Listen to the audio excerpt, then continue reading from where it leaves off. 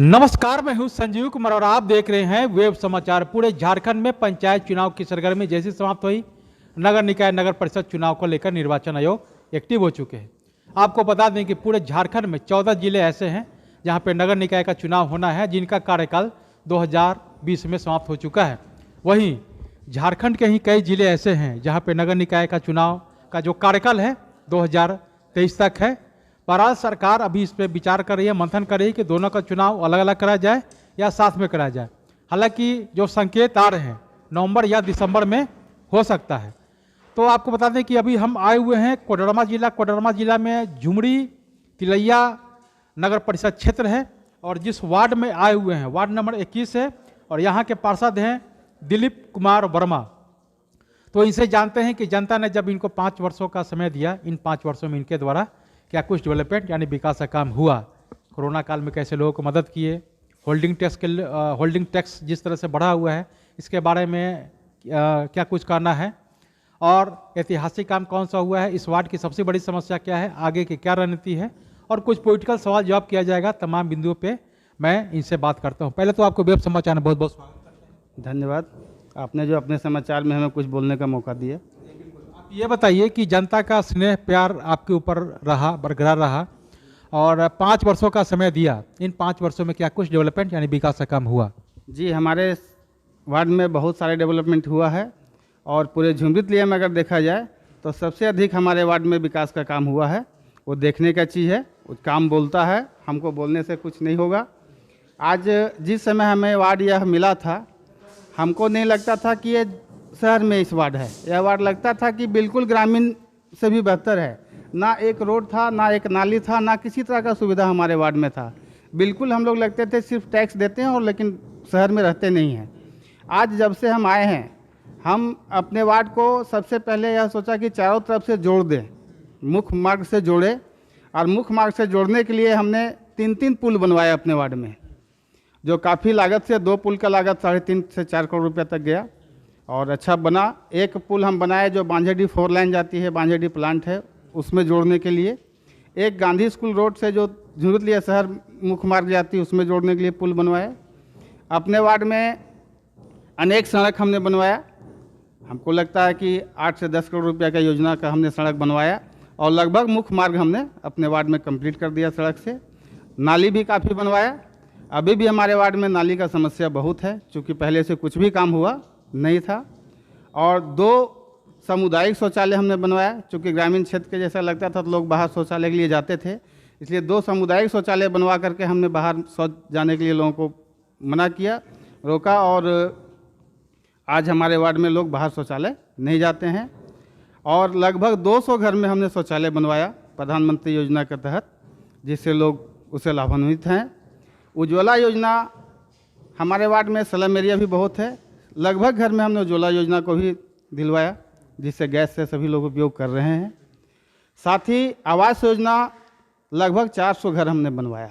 हमारे यहाँ आप गिने चुने 2, 4, 10 व्यक्ति हो सकते हैं, इससे जो बच गए कुछ त्रुटियाँ ज़मीन का और भी कुछ टेक्निकल प्रॉब्लम के चलते, बाकी लोग को हमने धरातल पर काम को उतारा है।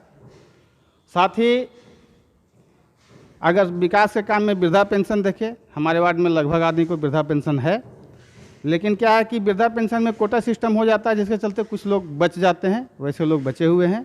विधवा पेंशन भी मिल रहा है। राशन कार्ड भी हमारे यहाँ आवास कितना बनवाए? 400 आवास लगभग हमने बनवाया है। जी, ये बताइए कोरोना काल में आपने कैसे लोगों को मदद की? कोरोना काल में सर हमने सबसे पहले जब कोरोना काल आया तो नगर परिषद से सहयोग लेकर के हर गली को सैनिटाइज करवाया, लोगों को प्रेरित किया कि आप घर से बाहर ना निकलें। गरीब आदमी को जहाँ तक हो सका हमने राशन उपलब्ध करवाया और किसी तरह का अगर किसी का तबीयत खराब हुआ तुरंत एम्बुलेंस के माध्यम से या अपने सहयोग से समाज से मिल करके किसी तरह हम लोगों को जान बचवाए। कहीं भी हमारे वार्ड में 1-2 घटना हुई, बाकी लोगों को हमने वैसा कुछ होने नहीं दिया। जो कोरोना से प्रभावित हुए, जिनकी मृत्यु हुई, तो क्या उन लोगों को मुआवजा वगैरह मिल गया? मुआवजा के लिए हमने सारा जगह डीसी साहब को भी लिख के दिए हैं, ब्लॉक को भी दिए, नगर परिषद को दिए, उन लोग के अकाउंट में पैसा आ जाएगा। जी, ये बताइए कि आपके कार्यकाल में सबसे महत्वपूर्ण और ऐतिहासिक काम कौन सा है? हमारे कार्यकाल में सबसे महत्वपूर्ण ऐतिहासिक काम है, हमारे यहाँ पानी की बहुत बड़ा समस्या थी, जिसमें अभी जो आप जल मीनार यहाँ देख रहे हैं, जिस समय राष्ट्रपति शासन लगे हुए थे, चुनाव भी नहीं हुई थी, उस समय माननीय बाबूलाल मरांडी हमारे आवास पे आए हुए थे और हमने उनसे आग्रह किया कि हमें हमारे गुम्मों में सबसे पहले आप पानी की व्यवस्था कराएं। वो राज्यपाल साहब के पास धरना देकर टंकी को सैंक्शन कराए और यह टंकी है, उसे पानी मिल रहा है। लेकिन अब क्या है कि ज़्यादा सीमित हो गया है, 4 लाइन बनने से जो डिस्टर्ब हुआ, अभी पानी नहीं मिल रही है। फिर भी अपने वार्ड के लिए एक स्पेशल टंकी का हमने अलॉटमेंट कराया है, DPR तैयार करके चला गया है रांची। वो जब भी आ जाए तो हमारे वार्ड में पानी वहाँ से बिल्कुल मिल जाएगा सबको, फिर पानी का दिक्कत नहीं होगा। और अभी मुख्य समस्या हमारे वार्ड में क्या है कि पुराना बसा हुआ है, तो मुख्य मार्ग जो है और भी मार्ग कंजेस्टेड हो चुके हैं, लोग जहाँ तहाँ अतिक्रमण किए हुए हैं। उसको अगर सही कर दिया जाए प्रशासन के मदद से तो हमारे वार्ड लगेगा थोड़ा सा कि शहर के जैसा है। ये बताइए कि इस वार्ड के डेवलपमेंट को लेकर, विकास को लेकर कई जब आप काम करते हैं तो कई समस्याओं का भी सामना करना पड़ता है, तो सबसे महत्वपूर्ण समस्या क्या हुआ और उसको आपने कैसे सोल्व किया? सर देखिए, ग्रामीण क्षेत्र से बिलोंग करने का मतलब है कि जब हम लोग विकास का काम नहीं होता तो भी जनता हम लोग को बोलती है, और अगर विकास के काम हम लोग लाते हैं तो भी उसमें अनेक बाधाएं आती है। ज़मीन को लेकर के, किसी का थोड़ा सा अतिक्रमण है उसको लेकर के, किसी के खेत तरफ नाली जा रहा तो उसको लेकर के, ये सब बहुत सारी समस्याएं आती है। कुछ लोग जो हैं इक्का दुक्का जो निजी स्वास्थ्य को लेकर के भी करते हैं, लेकिन हम लोग सबों को मिला करके और एक सामाजिक पहल करके योजना को धरातल पर उतारे हैं, और एक भी योजना अपने यहाँ से हम वापस जाने नहीं दिए हैं, हमने उसको बनवाया है। ये बताइए कि अगर जनता का प्यार स्नेह लगातार अगर आपके पास दूसरी बार मौका देता है इस वार्ड के डेवलपमेंट के लिए, विकास के लिए, तो आपने क्या कुछ रोड मैप बना रखा है? स्मार्ट वार्ड के रूप में कैसे डेवलप करेंगे? सर हमने रोड मैप बना के रखा है, कुछ कुछ योजनाएं जो हमारे समझ से रह गई है। सबसे पहले जैसे भी पानी का समस्या बोले, मुख्य समस्या है हमारे यहाँ का। पानी का लेयर हमारे यहाँ बहुत नीचे जा चुका है, बोरिंग कराने से भी पानी नहीं मिलता है और लगातार सप्लाई भी नहीं मिलता है। जब तक बोर्ड हम लोग चल रहा था तब तक पानी का समस्या लगभग ठीक था, चूँकि हम लोग जो कहते थे PHD को पैसा दिलवाते थे, मिस्त्री को पकड़ के भी सही करवा लेते थे, पानी मिलता था। जब से बोर्ड ख़त्म हुई है तब से जलापूर्ति योजना की समस्या यहाँ बहुत ख़राब है। साथ में हम लोग प्रत्येक पोल में LED लाइट की व्यवस्था कराए थे और लगा भी दिए थे, लेकिन इधर 6 महीना साल भर से मरम्मत के कारण लाइट नहीं जल रही है। उसका शिकायत लगातार हमने कार्यपालक पदाधिकारी से किया, उसका टोल फ्री नंबर है उस पर भी किया। टोल फ्री नंबर में SSL कंपनी ली हुई थी पूरे झारखंड की टेंडर, जिसमें क्या कि बनाने छोड़ के दिन भर में 25 बार हम लोग को कॉल किया जाता है, सर आपकी लाइट बनी, आपकी मरम्मत हुई। लगातार जवाब दे देते, हम लोग परेशान हो जाते हैं कि जितना हमको आप फ़ोन करते हैं उतना अपने मिस्त्री को फ़ोन करके बनवा दीजिए तो अच्छा हुआ। आज तक लाइट मरम्मत नहीं हो पाया। अच्छी बात है ये कि इस बार अगर जनता का प्यार स्नेह रहता है, पार्षद आप चुने जाते हैं, तो क्या आप उपाध्यक्ष के लिए फाइट करेंगे? नहीं सर, अभी हम नहीं करेंगे जी, चूँकि अभी हम जनता के बीच में रह के वार्ड का ही और बढ़िया विकास कर लेंगे, रोड में पूरी, उसके बाद विचार किया जाएगा। अच्छी बताइए कि राष्ट्रपति चुनाव को लेकर के जिस तरह से द्रौपदी मुर्मू को राष्ट्रपति चुना गया है, क्या लग रहा है आपको, कैसा लग रहा है आपको?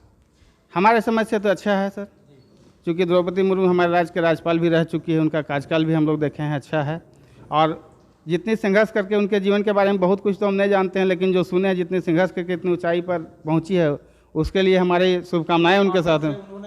जी, शुरुआत करके आज राष्ट्रपति बनी है, उसके लिए हमारी ओर से उनको बहुत बहुत शुभकामनाएं हैं। नहीं सर, नहीं हुआ, नहीं यादगार पल नहीं हुआ। अच्छी बात है ये कि अग्निपथ योजना को लेकर क्या सोचते हैं, लागू होना चाहिए या नहीं होना चाहिए, या इसके अलावा एक दूसरा उसमें है कि जाति का कॉलम दिया गया, कि क्या ये सही है या गलत है? नहीं सर, हमारे समझ से योजना को लागू होनी चाहिए जी, इसलिए लागू होना चाहिए कि और सब कंट्री में हम लोग देखते हैं कि प्रत्येक आदमी अगर बैंक का भी नौकरी कर रहा है तो आर्मी का ट्रेनिंग लेकर के आता है, और हमारे यहाँ देश में ऐसा कुछ है नहीं। अगर हर एक घर से 2-4 लड़का, 2-4 व्यक्ति अगर आर्मी का ट्रेनिंग ले ले तो देश के प्रति देश भावना जगेगी, और किसी भी संस्था में जाएंगे तो ईमानदारी से काम करेंगे, भ्रष्टाचार कम होगा। इसलिए हमारे समझ से अग्निपथ योजना अच्छी है जी। जब से झारखंड राज्य का गठन हुआ तब से कई मुख्यमंत्री आए और गए, आपके नज़र में बेहतर मुख्यमंत्री कौन? हमारे नज़र में बेहतर मुख्यमंत्री तो अगर सही मायने देखें सबसे अच्छा बाबूलाल मरांडी लगे थे शुरू में, उनके बाद अर्जुन मुंडा जी का भी कार्यकाल कुछ ठीक ही रहा, मिला जुला के चला। रघुवर दास जी भी अपने समय में ठीक किए। इसके पहले हेमंत सोरेन जी भी पहले आए थे 11 महीने के लिए, तो बहुत अच्छा इनका भी पहल रहा था, चूँकि 2-3 योजना शहर के लिए लागू करवाए थे। जो शहर में फंड कम होता था तो PWD से योजना चयनित करा के शहर के बड़े बड़े मार्ग को बनवाना, हम लोग जैसे छोटी जनप्रतिनिधि के प्रति मानदेय लागू करवाना, ये सब काम इन्हीं का था। लेकिन इस बार इनका कार्यकाल फेलुअर है, अभी जरा सा भी शहर पे ध्यान नहीं है। और ख़ास करके ब्लॉक हो या थाना हो या नगर परिषद, किसी भी जिला में भ्रष्टाचार इतना बढ़ा हुआ, अफसर खुल्लम खुला पैसा मांगते हैं, जरा सा किन्हीं से डरते नहीं है और जनता परेशान है अपने काम को लेकर के। अभी जो वर्तमान सरकार है इनमें प्रशासन हावी है। जी बिल्कुल हावी है सर। यहाँ तक कि जो टैक्स बढ़ा दिया गया है इतना, इसके लिए कई बार हम लोग विरोध किए, बाज़ार भी बंद करवाए। पूरे बाज़ार से हम लोग के व्यवसायी लोग बहुत अच्छा कॉपरेट किए, अपने मर्जी से दुकान को बंद किए। अभी हमने रीतिका कंपनी को हम लोग सभी पार्षद मिलकर तालाबंदी भी किया एक दिन के लिए। और जिस तरह का टैक्स बढ़ा दिया गया है, एक तरह का जजिया कानून इसको बोला जाए, अगर मान लिए जिसके पास 2 का 4 कट्ठा ज़मीन है उसके लिए सर बहुत नुकसान है और इतना टैक्स लोग दे नहीं पाएंगे, भले सरकार को जो अपनी मर्जी हो। ये बताइए कि होल्डिंग टैक्स जो बढ़ा हुआ है इसके बारे में। इसी के बारे में तो बता रहे थे, होल्डिंग टैक्स कम होने चाहिए। जो पहले चल रहा था 2016 में बढ़ाए थे पूर्व के गवर्नमेंट, उसी को अभी यथावत रहने दिया जाए। इसको बढ़ने का कोई औचित्य नहीं है और ये बहुत नुकसानदायक है, जनता के लिए ठीक नहीं है। ये बताइए, अंतिम सवाल अब से है कि मानदेय को लेकर जिस तरह से एमपी एमएलए हैं, जनता के प्रतिनिधि हैं, वो उसी तरह से आप भी प्रतिनिधि हैं, उन लोगों को हर तरह की सुविधाएं मिलती हैं, आप लोगों को नहीं मिलता है। तो राज्य सरकार केंद्र सरकार से क्या मांग करते हैं आप? राज्य सरकार और केंद्र सरकार से हम मांग करते हैं, जिस तरह का हम लोग सेवा करते हैं, जनता के बीच रहते हैं, 24 घंटे हम लोग सेवा में रहते हैं। हम लोग के समय में रात में भी कोई टेलीफोन आ जाए या कोई आ जाए तो हम लोग को उनको जाना पड़ता है। गांव में रहते हैं, फैसला पंचायत भी करना पड़ता है, उससे हम लोग को बहुत सारे सामना करना पड़ता है। यहाँ तक कभी कभी झगड़ा का नौबत आ जाता है और हम लोग को किसी तक प्रशासनिक सहयोग नहीं मिल पाता है। और इसके साथ में इतना झेलते हुए भी हम लोग को किसी तरह का कोई मुनाफा मालिक अपना जीवनयापन के लिए कुछ नहीं मिल पाता, तो दिक्कत तो है ही। जिस तरह एमपी एमएलए को मिलता है, ठीक है, हम लोग जितना छोटे प्रतिनिधि उस ढंग से ही हम लोग को कुछ मिलना चाहिए, ताकि हम लोग और बढ़िया से सेवा जनता का कर सकें।